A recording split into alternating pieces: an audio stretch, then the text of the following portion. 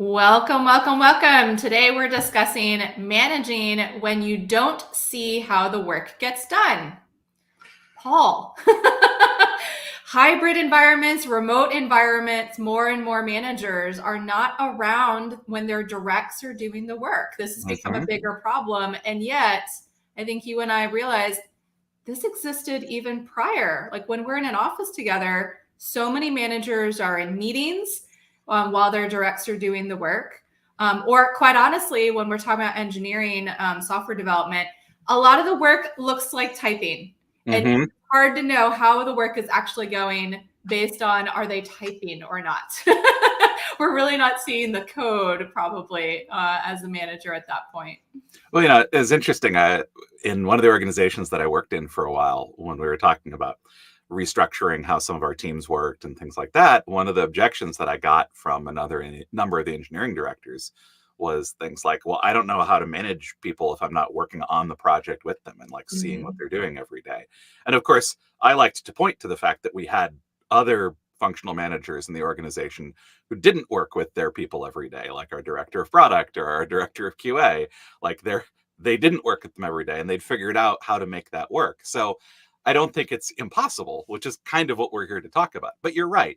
These are the kinds of things that, as we've talked about before, the increase of remote and hybrid work has really revealed some of the shortcomings in managerial skills and things that were going on before. And so it's really just kind of highlighting this difficulty of that some managers are having. And I think, the other thing we're seeing now with in the economy in the last year, there are a lot of managers who have more direct reports than they used to. Oh my goodness. Yes. Yeah. Yeah. And we're not talking like, oh, you got one more person. It might be like you got 4 or 5 more people, like a significant increase in your responsibilities because your team has grown so much. And also that, we also know that this is, being able to manage the work when you don't see how it's happening is an essential skill for managers of managers. Like as you move more indirectly away from where the work is happening in the front lines, you need to be able to manage people through this sort of indirection, and when you aren't seeing directly, it's what's happening.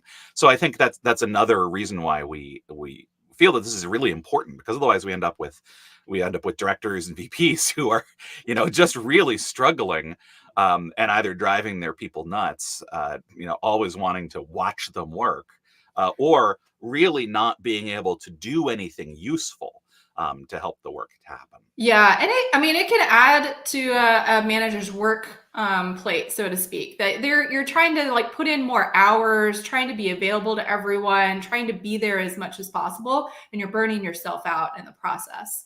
But one of the things that I like to think about here, and I'd love to hear from people in the comments, like as a manager, whether you're watching the work or you're not, like what's the culture that you're wanting in your organization? Like what's the culture you're wanting for your team? Like that's often the way into this. That managers are able to tell us, well, I want it to feel like, I want it to seem like collaboration. I want it to seem, constructive. I want it to seem productive. They can start giving us these adjectives to give us a sense of what the environment is meant to be like, whether that is working from someone's house or working in an office, solo or pairing or as a team. What's the culture that you're aiming for? So we'd love to hear in the comments, what's the culture that you're wanting in your organization as a manager? What are you hoping to see?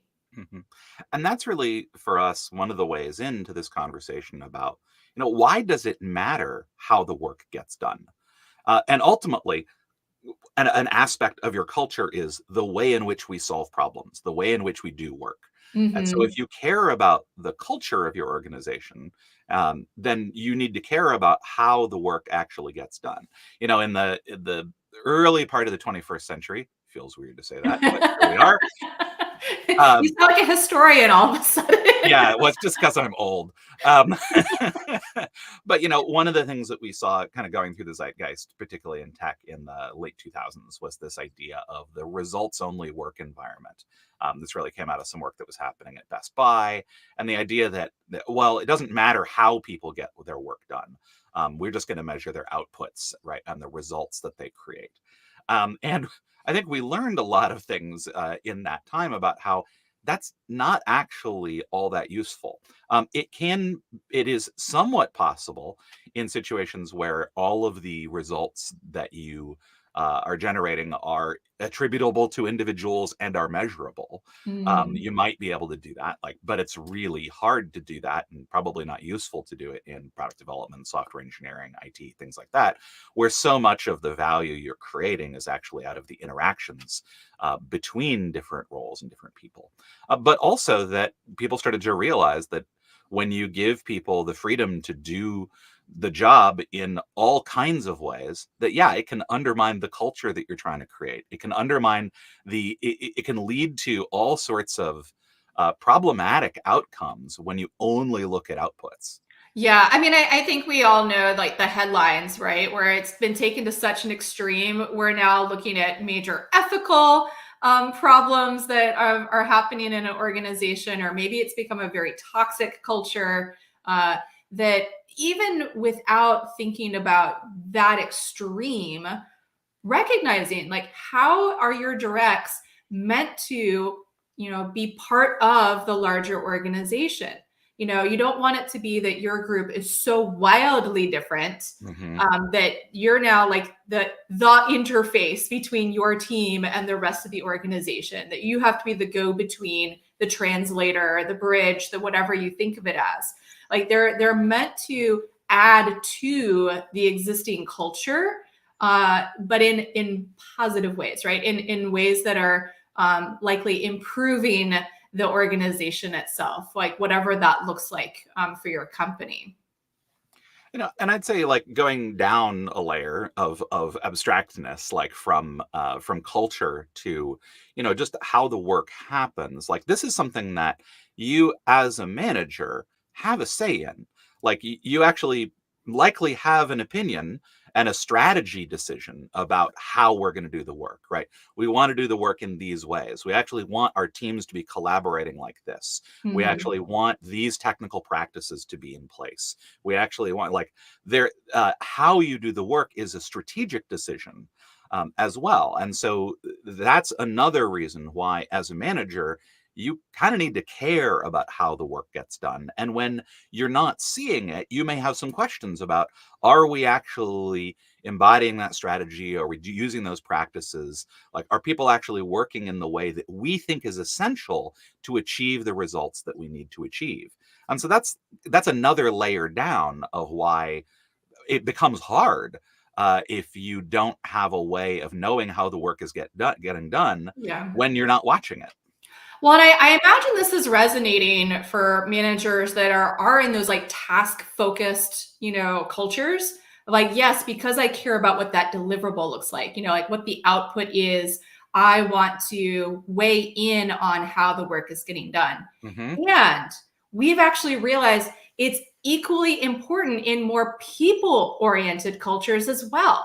So if your company is all about how do we grow our talent, how do we retain our amazing employees over time, it's very difficult to help someone get better in their job when you're not digging into how they're doing their job. Like this is Hmm. part of the craft. This is, again, you might not be there witnessing it in real time how they're doing the work, but we're going to demo a technique to you in just a second here about how after the fact, you as a manager can have a conversation to find out how that person is doing the work, and it gets them reflecting on it. It's creating another learning loop for your employee on how they're behaving, what they're doing, and it allows them to sort of have a like retrospective with you, and you can provide more information as you see fit about what about this, what about that, did you consider this, and Hmm. really getting into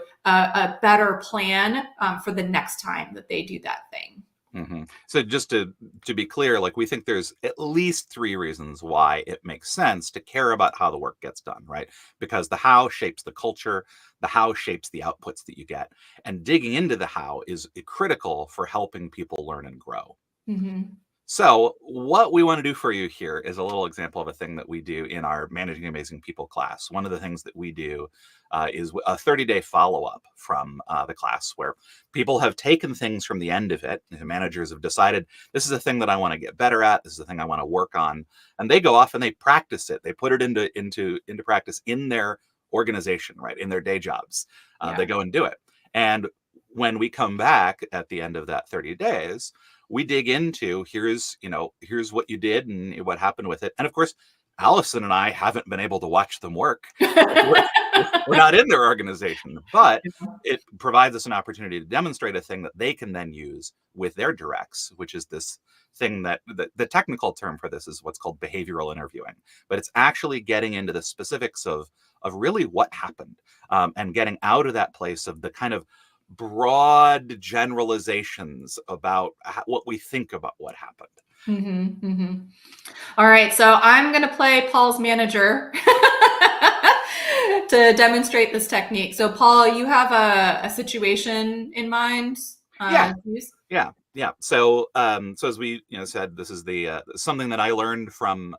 So the idea is here. I've taken Managing Amazing People. I'm talking with my manager about what it is that I learned out of this and how I've been practicing it. So if we get together for our one-on-one. Awesome. All right. So Paul, what was the thing that you were practicing, and what was the situation? Yeah. So one of the things I really realized in the class is that I have not been great about really setting clear expectations. I have a tendency to kind of know what it is that I want, and then when I don't get it, I just kind of get a little prickly around, and it's not clear to me how to fix that. Yeah. And so I learned something in the class that I gave a try, and it seemed like it worked pretty well. Wow, it worked pretty well. Now, as an aside, right? This would be that moment where many of us as managers would be like, "Wow, I'm so glad to hear it. Keep up the good work." Or like, so if that's working well, like, let's move on to a different topic of like what's not going so well. But we want to stay with this. So let's find out more about what went well. So Paul, what did you do? What did you say? What did you ask?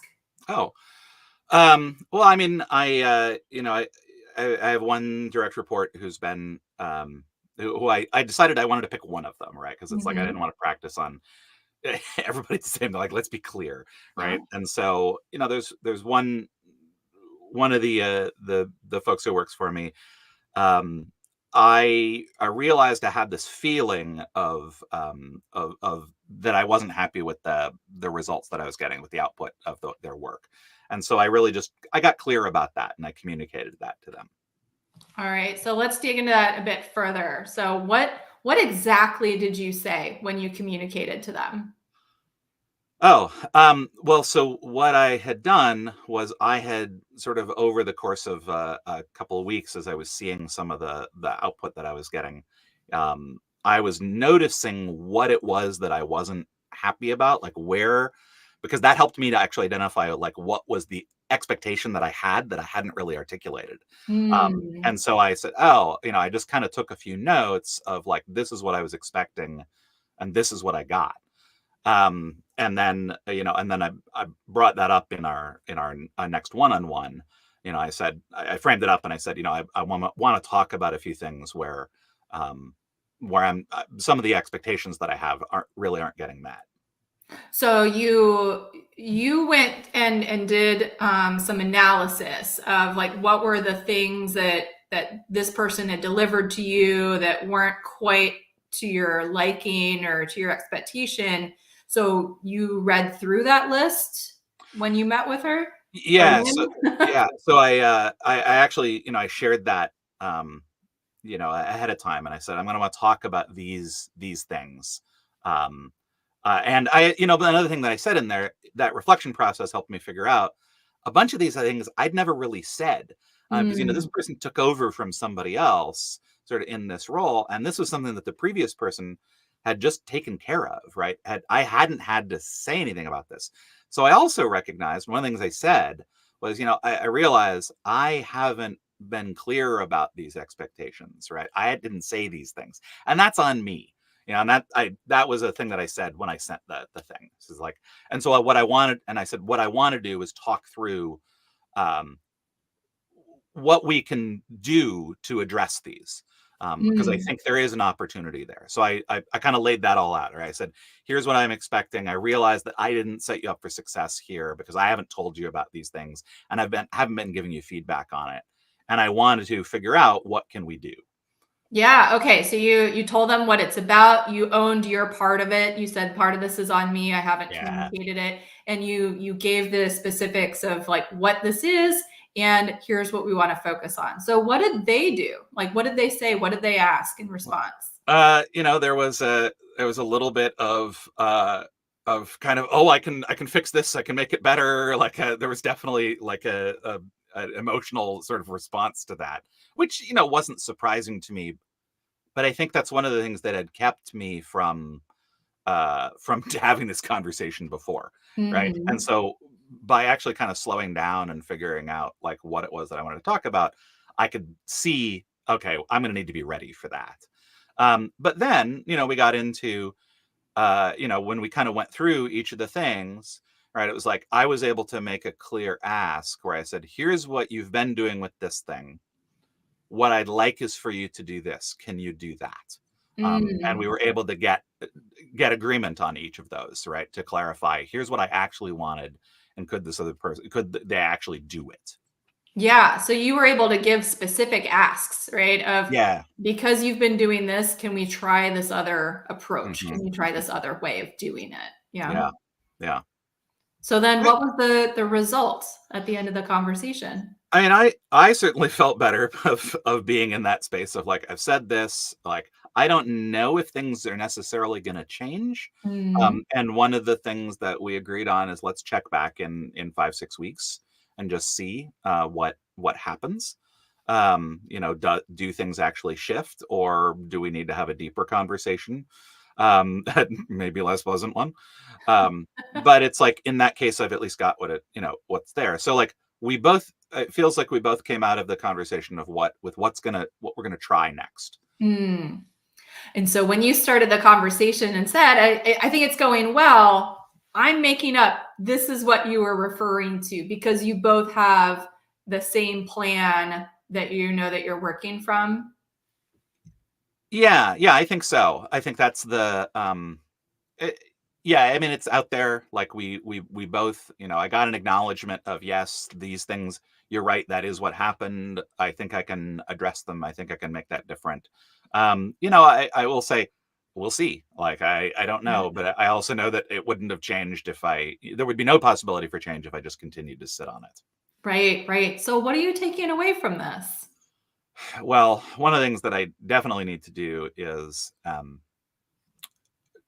this was actually something else that I feel like went well out of this, is I also got kind of, I said, I'm gonna I'm gonna give you feedback like this more often. Like you should expect, and also when I see improvement, like I'm gonna say something Mm. about it. I've just been, this person and I don't work in the same in the same physical space, and so like a lot of our conversations are asynchronous, and I haven't been giving feedback through that mechanism as much as would be useful. And so that's kind of another thing. And so I need to be doing that. I just need to be putting that out there more often, and just noticing when those expectations haven't been articulated. Awesome. Well, I love the way that you're practicing this, that you did the preparation in advance to really, really get specific and get clear on what your ask is and like what you're expecting out of the conversation, sharing that in advance with the person, and then the way that you approached this. It seems like you were able to like settle a lot of nerves. So Yeah, good exactly. practice, and I'm glad that it's gone well and that you're taking away the right things from this. So awesome demo. Yeah. And so one of the things I want to point to, like this is what Allison did in that process, right? Was anytime that I got to something that was a very broad, like, oh, it's going well, or like we had a conversation, right? Allison really got into what did that really look like? Like, Mhm. give me a little more flavor. If I'm when we sometimes talk about, behavior, right, we're talking about things that you can observe if you were present. And our shorthand for that is often things that you do, say, or ask. And so Allison was really asking me about, like, what did I do? What did I say? What did I ask? Like, and how did the other person respond? What were the words they used? What's interesting about this is it starts to get down below that label, right? The label of "it went well," to start to give Allison a sense of, what did I really do? Because then what she said at the very end there is that piece about, actually, how I addressed this, the way that I went about it, is the way she wanted me to. Like, yes, because it's very different than if you said it went well and I go, okay, so what did you do? Well, I sent a list of all the issues that I've had, like, and how did they respond? They said, I'll fix it. End of conversation. No conversation, really, just an email, right? Like, okay, it loosely looks like you're, on the same page about what to expect going forward. But the odds are you're really not. You're going to continue to have some issues, and you have not built up that relationship between you to be able to work through that when it takes place. So, yes, I was listening for, how did you have a real conversation, not just emails, because you are, close enough in time zones and everything that like phone or Zoom is available to you for better communication. And then, yes, like really getting into the, what am I expecting and how do you plan on addressing this? Like, what is your actual thing to do this differently? Not just yep, I will try hard and make some magic happen when you're not watching. And I hope you are pleased with the results. Mm-hmm, mm-hmm. And as a result, then there were plenty of opportunities in there for Allison to give corrective feedback to me. Right. So next time when you do this, what I recommend that you do, or what I want you to do, what I expect you're going to do is this. And it turns out she didn't need to in this situation, or she felt like she didn't. Yeah. But it gives the opportunity to do that. And that's really one of the things that we see about the people struggle with when they're trying to manage folks who, when they don't watch them work, they don't really know what to give feedback on. And so digging into the actual behaviors, what did people do? How did that play out? Gives you as a manager the opportunity to see things, to go, oh, yes, that I want to double click, reinforce that, which is the thing that Allison did at the very end there, but also the opportunity to say, here's a corrective thing.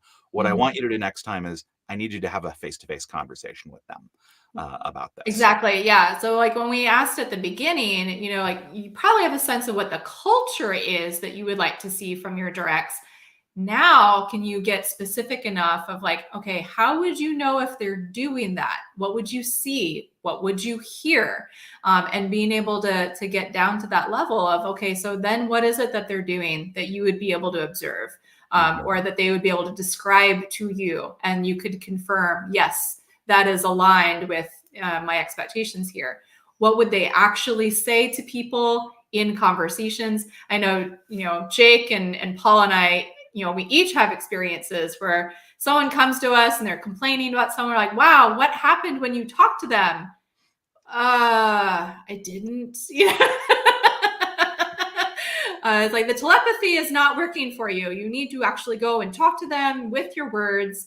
I mean, we all kind of laugh at this, but we know when you're pretty worked up or things seem like there's going to be conflict and there's going to be a lot of emotion around it, it can feel scary to go have that conversation, which is why preparing for it and being clear on what do I want to say, what do I want to ask, can really help bring those nerves down to a manageable level.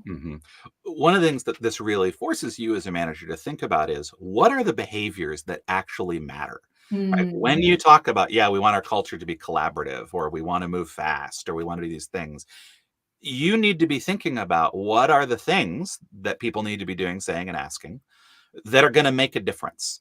And that does require you to have an opinion, but also to think through some of that stuff. What are the actual behaviors that we need, that we have a point of view about, that we think are going to matter, that make a difference in the work that we're doing?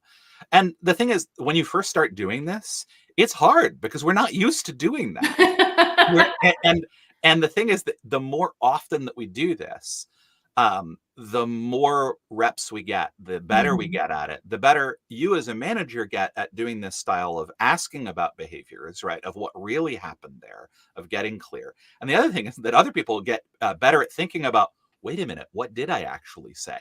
Like oftentimes the first few times you try this technique, the other person has no idea what they said or what they did. Like they've moved past it. Right. And as you start to use this technique more often, your directs will have a tendency to start paying more attention to what their actual behaviors are as they're getting ready to do them, which in and of itself is a really great thing. Yeah, this is like the way to kind of simulate that like post-game review, right? It's like go back to the tapes, except we know there is no tape, that it is relying on the employee's memory to say, all right, like what happened and then what happened next and who said this and like what did they say in response? And if you want to come and learn and practice this with us, we would love to have you in our Managing Amazing People class. And you can visit helpingimprove.com/map to find out more. Join our waiting list. We are about to announce our fall class dates. We'd love for you to be the first to know. So check out that page and sign up for our wait list. Behaviors are something that we really tap into a lot in that class because fundamentally behaviors are the foundation of performance. Like this is where results come from. And so both being able to give people feedback on behaviors, but also being able to ask about what it is that people actually did, thinking about the behaviors that you need is a key skill for managers and something that we really enjoy working with people on in this class. So yeah, and it fits into the one-on-one conversations you're having anyways. It's not us saying, do a thing. It's going to take an hour more of your time.